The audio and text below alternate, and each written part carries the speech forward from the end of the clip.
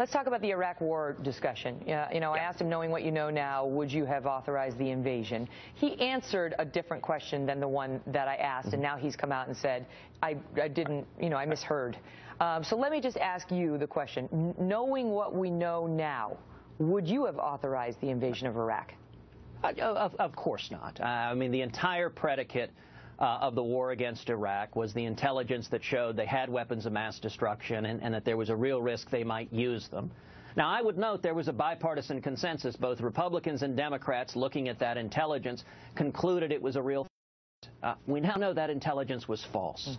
And without that predicate, there's no way we would have gone to war with Iraq, and we know that now in hindsight. And I know, do you defend the decision to go in by President Bush at the time, given the information he was given?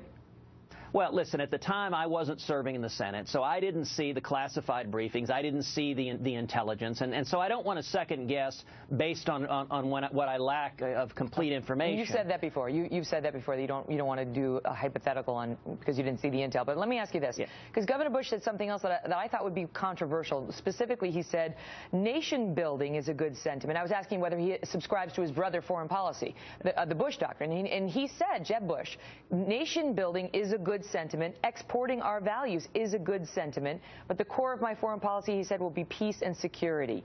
You have said something very different about what you've called the Cruz doctrine. What is the difference? Well, to be fair, I don't claim to have any doctrines and certainly don't hope to. But, I think foreign policy ought to be dictated by the vital national security interest of the United States. If and when military action is required, number one, we should be reluctant to use military power. America always has been. It's worth noting the biggest country Reagan ever invaded was Grenada.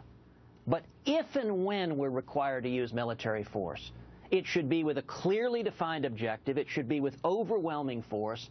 And then we should get the heck out. It is not the job of our soldiers and sailors and airmen and Marines to transform foreign nations into democratic utopias. It is the job to hunt down and kill terrorists who want to murder Americans before they can carry out jihad.